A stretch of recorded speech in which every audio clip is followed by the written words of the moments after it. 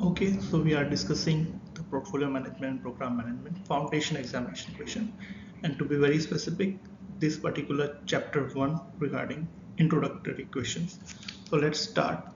So first, which function or service should be provided in the COE? Now, as you know, COE is something related to your training and all that. So prioritization of the portfolio, that particular things we are doing in strategy support function, and at a portfolio level we are doing in a portfolio office or your organization portfolio office.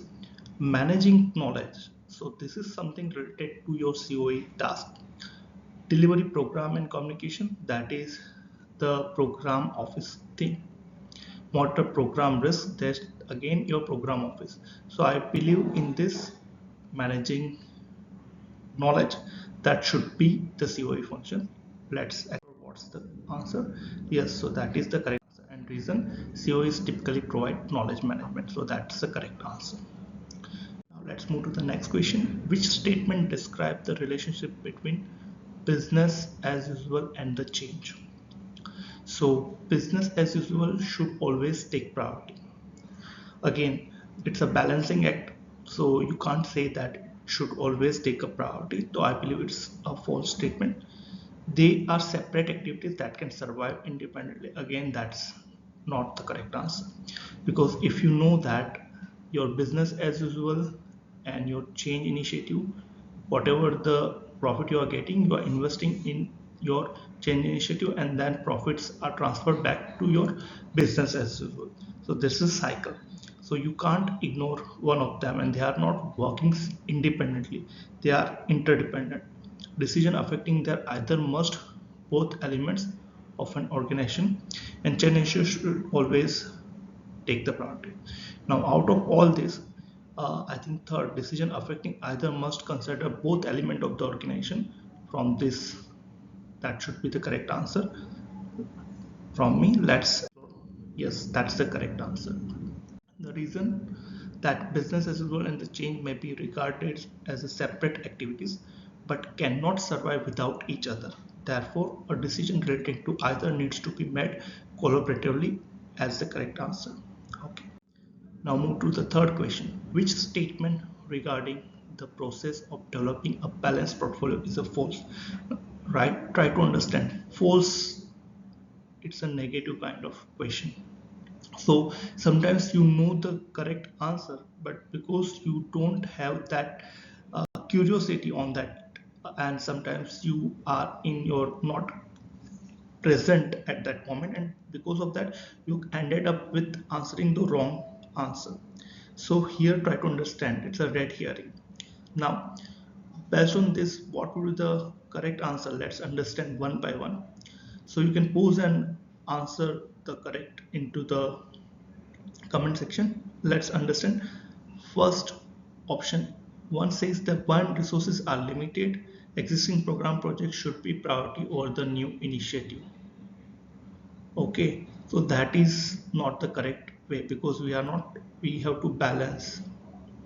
It's necessary to take account both operation and strategic priorities. Yes, that should be the way.